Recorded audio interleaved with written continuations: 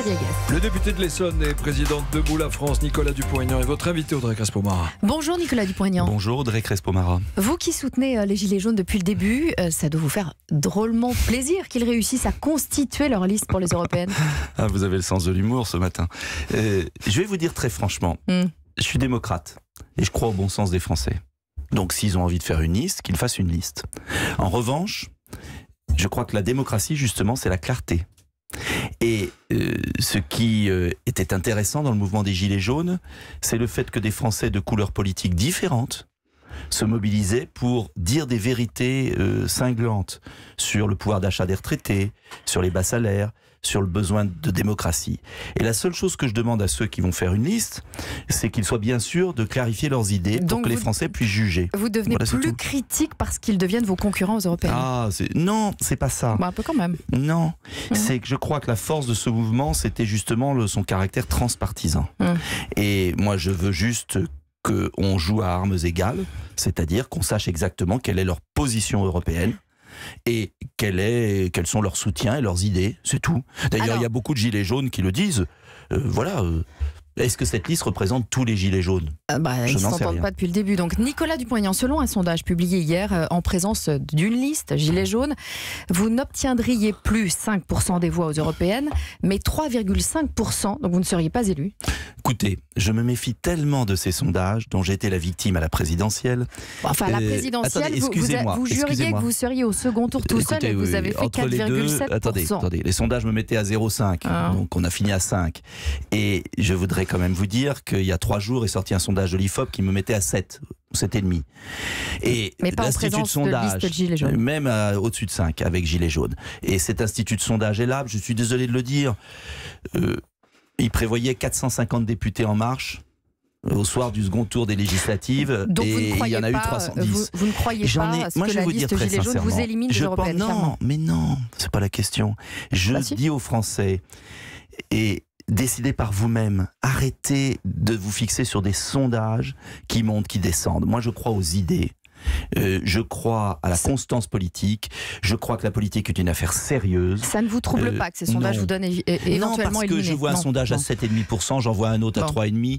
Je vois une opération bien lancée pour dire qu'il y a une liste gilet jaune.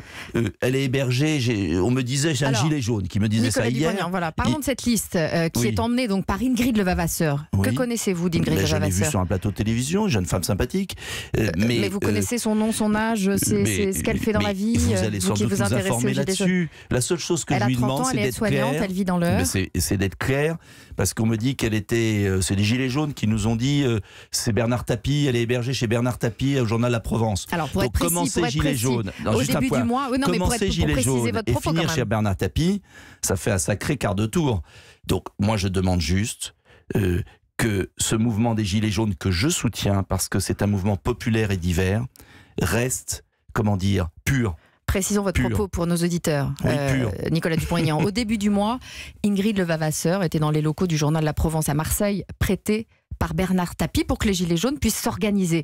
Donc, si je suis votre raisonnement, vous croyez que Bernard Tapie est derrière la nouvelle liste Gilets jaunes? Je m'interroge et je pense en tout cas qu'il faut la clarté. Après, on est en démocratie. Vous allez plus loin que ça, vous dites qu'il faut que cette liste soit pure. Vous avez utilisé cet adjectif. Parce que si c'est pour commencer sur les ronds-points, défendre les petits, c'est-à-dire tous ceux qui triment dans notre pays, qui travaillent. Et c'est pourquoi j'ai soutenu à mort ce mouvement, parce que je l'ai vu, j'ai vu la sincérité de ces personnes. Et c'est pour finir dans les locaux de Tapie, excusez-moi, ça fait un sacré choc. Donc vous croyez que Bernard Tapie est derrière cette liste Gilets jaunes? Je n'en sais rien. En tout cas, je demande à ces nouveaux candidats, je demande à ces nouveaux candidats de faire la clarté, parce que la politique est déjà tellement abîmée dans notre pays que si les Gilets jaunes s'abîment eux aussi, eh bien, je pense que là, les Français seront écœurés de tout.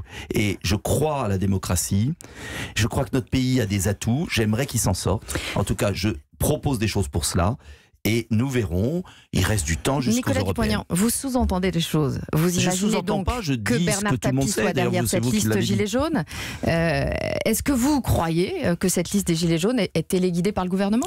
Je n'en sais rien, moi je ne suis pas Madame Soleil. Alors là, vous avez bien une opinion là-dessus? Non, je n'ai pas d'opinion. Je demande que la démocratie retrouve un peu de lustre. Je ne sais pas si vous avez vu les derniers sondages sur la démocratie, sur la presse, etc. Puis personne ne croit en rien. Et un pays qui ne croit en rien, c'est un pays qui échoue. Et je souhaite à tout prix que notre pays retrouve, comment dire, de l'énergie, de la clarté, de la démocratie, du sérieux, un sursaut.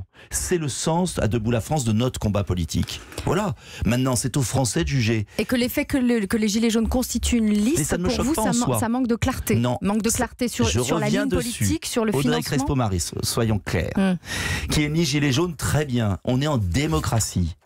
Mais que cette liste s'astreigne à la clarté sur ses soutiens, par exemple, et sur son programme. Sur l'Europe, est-ce qu'ils sont, comme moi par exemple, pour une Europe des nations, où on redonne du pouvoir à la nation, à la démocratie, et on se limite au niveau européen à des projets technologiques, ou est-ce qu'ils sont pour une Europe fédérale? Ce sont des choix, mais on aura un débat, et c'est très bien. Vous voyez, ne me faites pas passer pour ce que je ne suis pas. Si c'est Gilets jaunes, j'essaie juste de vous suivre dans votre raisonnement. Mais il est très clair mon raisonnement. Si les Gilets jaunes font une offre claire aux Français, ben tant mieux, c'est la concurrence. Si les Gilets jaunes, certains Gilets jaunes instrumentalisent le Gilet jaune pour faire un coup politique avec Bernard Tapie, c'est pas la même chose, reconnaissez-le. C'est tout ce que je dis simplement. Donc vous voyez quand même un coup politique avec Bernard Tapie et Emmanuel Macron derrière. Je le crains peut-être, si je vous suis. Mais je me fais peut-être des idées, donc ils vont clarifier tout ça rapidement. Nicolas Dupont-Aignan, tout à l'heure dans la Drôme, Laurent Wauquiez, en tant que président de région, participe à la rencontre entre Emmanuel Macron et les élus.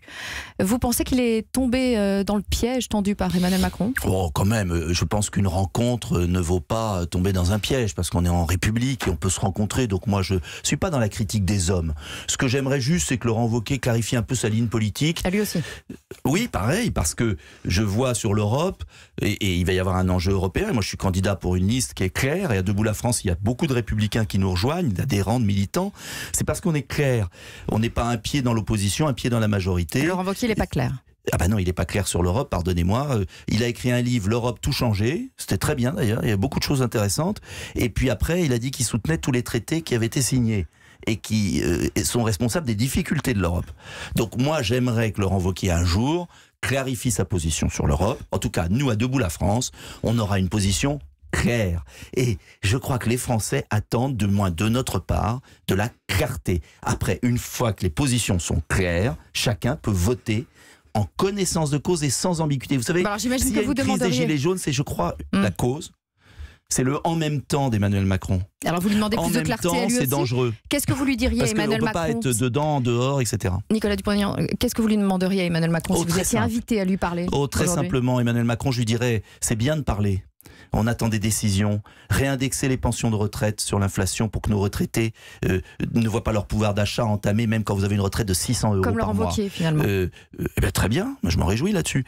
Augmenter les bas salaires, éviter les gaspillages de l'argent public, changer la politique européenne, ou bien sûr, qui n'a aucun sens, qui ne marche pas. Des choses simples, des actions précises, et puis une réorientation de la politique économique et sociale. On ne peut pas avoir de l'ordre quand il y a de l'injustice. L'ordre juste, en tout cas, c'est ma philosophie gaulliste. Il faut de l'ordre, mais il faut de la justice. On ne peut pas écraser un peuple au profit de quelques-uns et après se dire, tiens, c'est curieux, ils ne sont pas contents. C'est pas possible de continuer comme ça. Merci Nicolas Dupont-Aignan.